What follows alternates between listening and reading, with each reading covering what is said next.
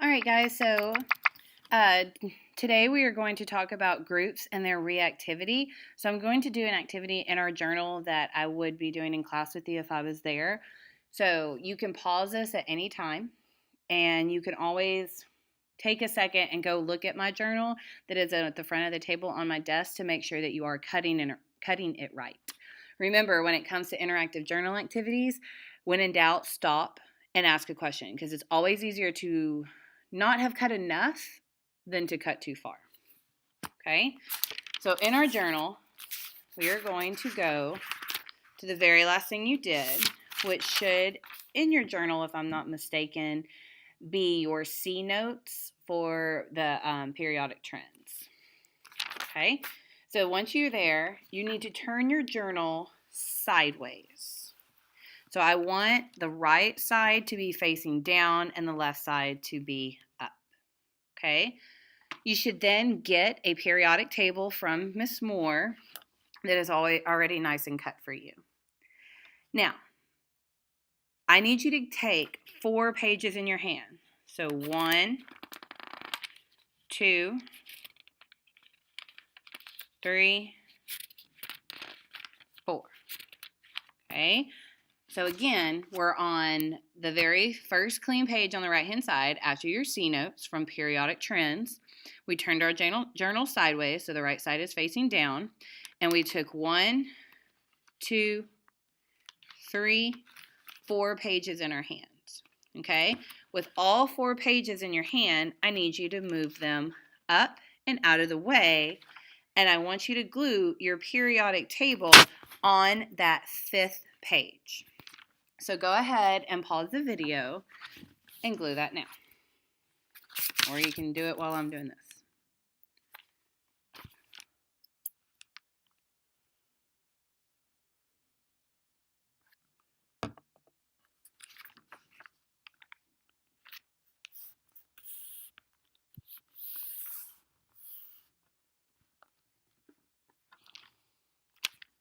Okay?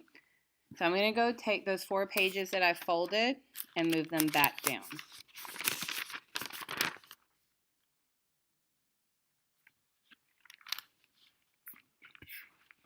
Okay, so you're going to need some scissors for this. And this is where, if you're not sure, you can always pause the video, rewind it, or go get my journal to look at it as a reference to make sure that you are cutting the way you should be. If somebody's already using my journal, don't grab it from them. All right, so I'm going to take all 4 pages in my hand. And what I'm actually wanting to do, as this is the hard thing to try to show, is I want to look and see where group 1 ends. So we know that on a periodic table, a column is called a group. And so if I kind of look right here, I scroll up to the top, I can see that pretty much group 1 ends between my 3rd and 4th line. So I'm going to kind of make a mark out there and a mark towards the bottom. Okay, so between my 3rd and 4th line. Now, taking all 4 pages in my hand, I am going to cut. Let me see if I can move this up so y'all can see it. I'm going to cut, so I have 1, 2, 3. I'm between that 3rd and 4th line. Make a mark, and I'm going to cut over to that area, and then I'm going to, again, with all 4 pages in my hand, cut up. You might want to watch this before you do it, and then I will cut it off. So if you'll notice, through all 4 pages, I have cut, so I only now see group 1. So go ahead and do that now.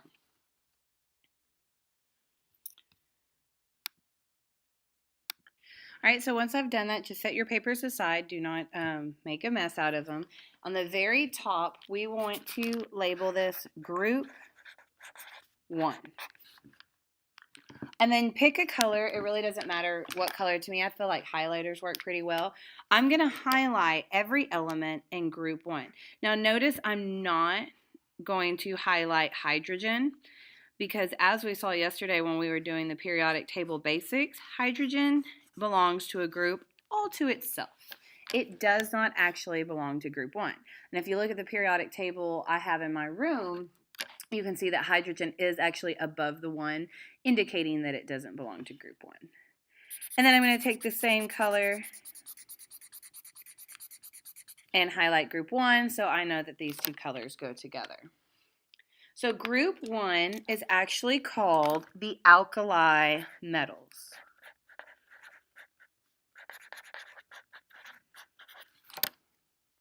And it has some very, very interesting characteristics. And one of the things that they all have in common is obviously they are all metals. Okay? And because they are group 1, we know that that means that they have how many valence electrons? That's right. The answer should be 1. Every single element in this group has 1 valence electron. Now, remember that a valence electron determines reactivity. So that's what this whole video is going to be about. How can you tell how an element is going to react based on the number of valence electrons it has? So I'm going to give you a very loose example, and it's weird and it's crazy like all of them are, but it's really going to help you understand how elements react based on their valence electrons. So I want us to pretend that to make an atom happy, you want to have a full outer energy level. Okay, and we know that the outer energy level is where the valence electrons are. Now realize that no, atoms are not living, so they can't have feelings, but we're just going to pretend for this analogy. So to make atoms happy, they have to have a full outer energy level. Well, when you have 1 valence electron, that means you are 1 valence electron away from being happy. So if I was to draw a picture, like over here, and let's say that I'm going to draw lithium, I have 2 valence electrons and then 1 on the outside. 2 electrons and 1 valence electron. Notice that lithium is in group 1 right here. So if I was to lose this valence electron, if I was to lose it, what would happen?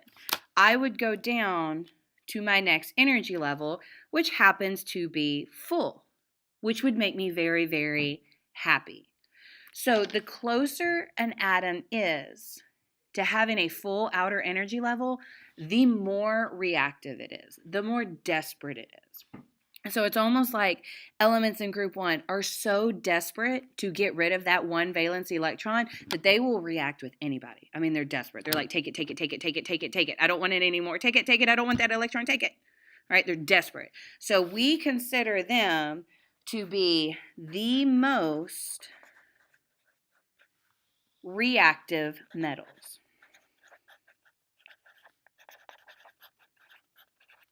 Okay? Now, I actually should be glad that I'm not in class with you because, I really act this out and get into it. All right, so this is a star. Very important. Group 1 is considered the most reactive metals. And again, why do we consider them to have the most reactive metals? Because they are 1 valence electron away from being happy. And what do they want to do with that 1 valence electron? They want to lose it. Okay? Now, another special property of alkali metals is they actually react violently with water.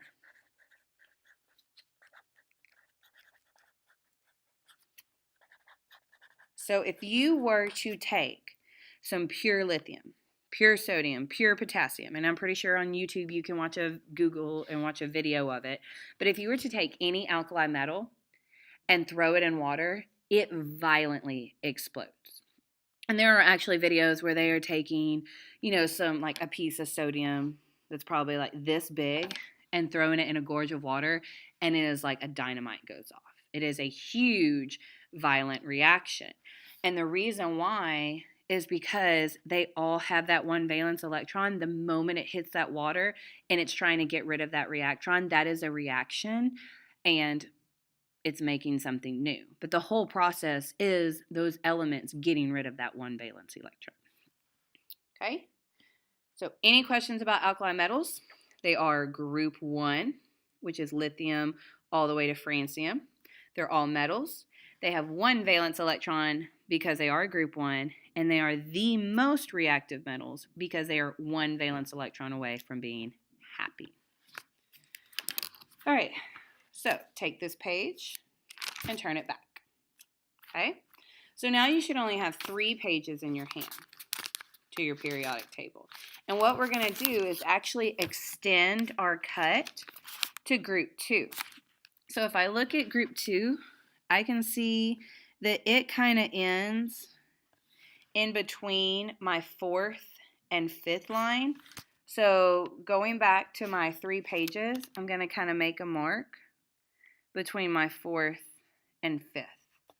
So taking my scissors, okay, I am just going to barely extend my cut.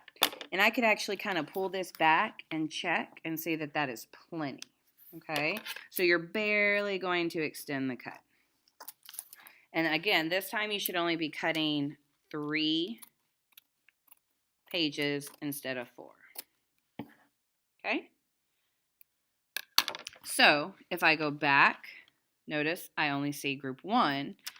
And when I fold it up, now I can see group 1 and group 2. So this is how this is going to become interactive. All right, so let's label this group 2. If I can find the right color I want.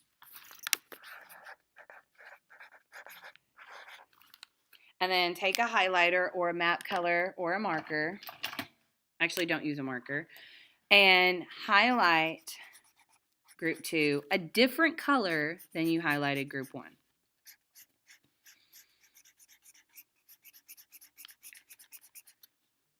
Okay, and then highlight the title so I know they go together.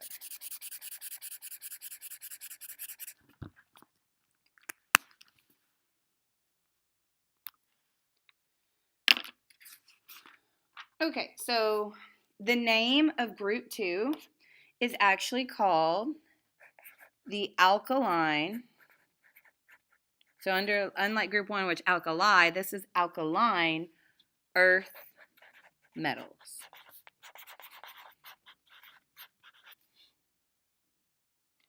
So just like group 1, what are some properties of group 2? Well, again, they are obviously all metals. And because they are group 2, they have 2 valence electrons.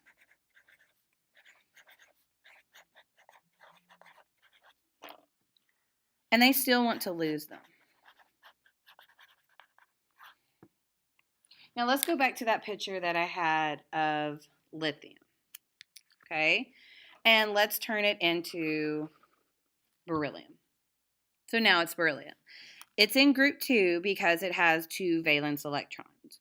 So we know that all atoms want to be happy to get that full outer energy level. They're all striving for that. Well, if an atom has 2, that's farther away from being happy than group 1.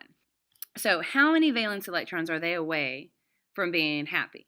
Well, the answer is 2. They want to lose both of these because it is a lot easier to lose 2 than it is to gain 6. Well, where did I get that number? Because remember, what is a magic number that they all want to get to? That magic number is 8. Because that's what makes them full. So it's a lot easier to lose 2 valence electrons than it is to gain 6. But losing 2 is harder than losing 1, so we consider them to be very reactive metals.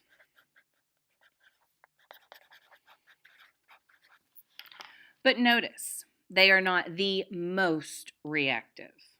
So as we get farther away from being happy, our reactivity is going to decrease. The closer we get to being happy, it's going to increase. All right, so that's group 2. Alkaline earth metals, they're all have 2 valence electrons, and they are very reactive metals. Okay. All right, so turn the page. And now you should actually have only 2 pages in your hand until you get to your periodic table. And this time, we're going to completely go to the opposite side of the periodic table, and we're going to go to the right. So I want you to look and see where group 18 ends. So for me, group 18 ends almost on this second line, like right there. So with only 2 pages in my hand, I'm going to kind of note that that's where I need to cut to. So while cutting 2 pages, I'm just going to cut to that second line. And then I can check, and that looks great. And then I'm going to cut it off.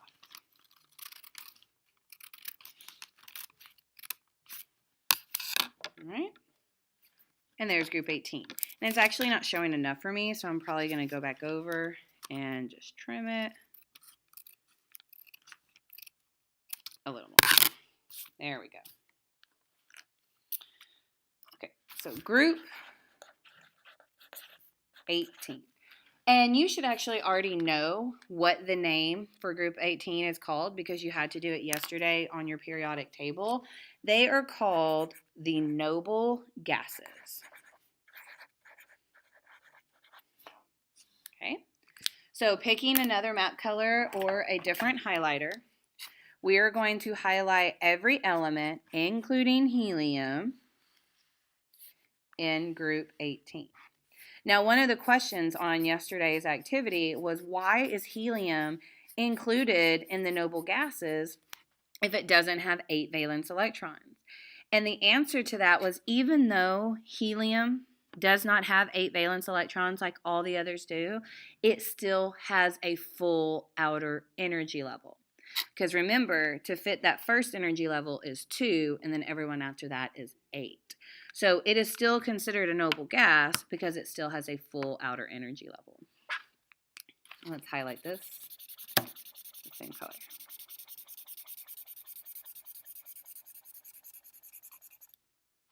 Right? So what are some characteristics we could talk about noble gases? Well, obviously, they are all gases. And we know if they're all gases, that must mean that they're all nonmetals. Okay? But here is what is really special. And for some reason, and I don't know why, this is the STAR's favorite group to test you on. They love group 18. It's their favorite one because it does have that helium as an exception. One thing that the noble gases have is they are the only group that is completely unreactive.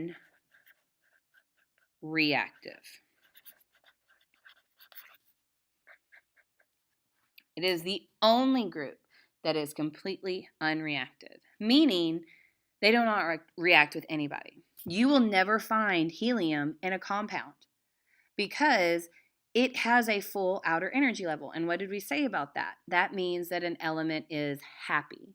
So if helium's happy, it's not going to risk reacting with another element and gaining and losing another valence electron and making itself unhappy. So it's going to stay by itself. So every noble gas is completely unreactive because they all have 8 valence electrons. Of course, except for helium, where helium has only 2.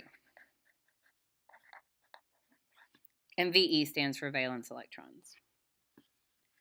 And we know that that's because they have a full outer energy level.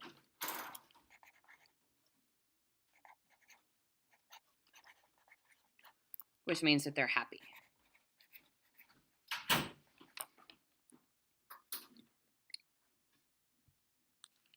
Okay, so we only have one more group to go. So take this page and fold it up.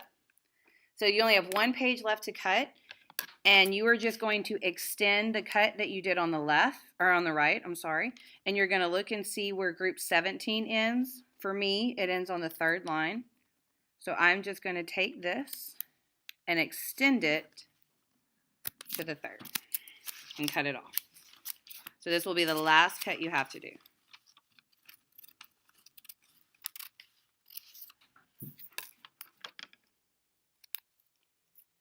And this is group 17. And so pick your last map color or highlighter color and highlight that.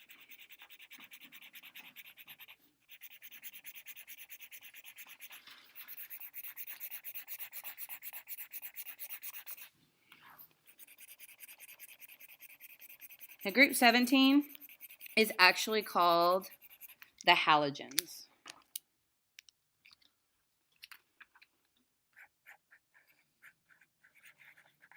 And in Latin, halogen actually means salt makers, because what happens is if group 17 binds with an alkali metal, they make a salt. So what are some characteristics of group 17? Well, they are all non-metals, but they're not all gases like the noble gases. Because they are group 17, they have 7 valence electrons. Now I want you to think about that. They have 7 valence electrons. So if we were to draw a picture of fluorine,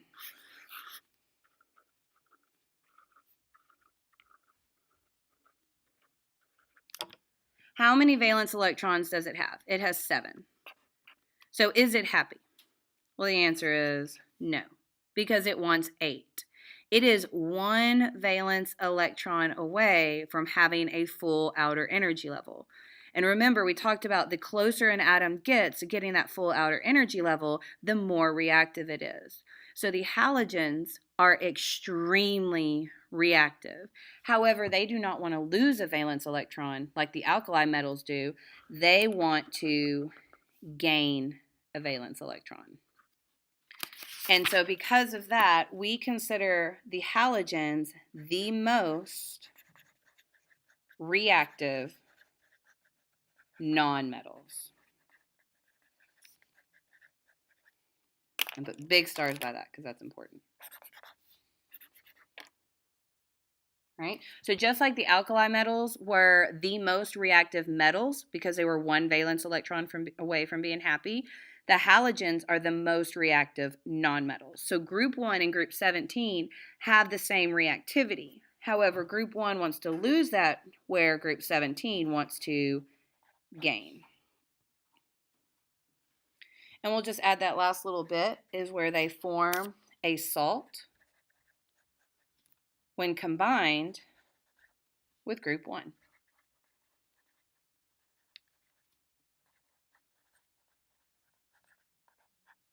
Okay, and the example is, let's do sodium chloride, NaCl,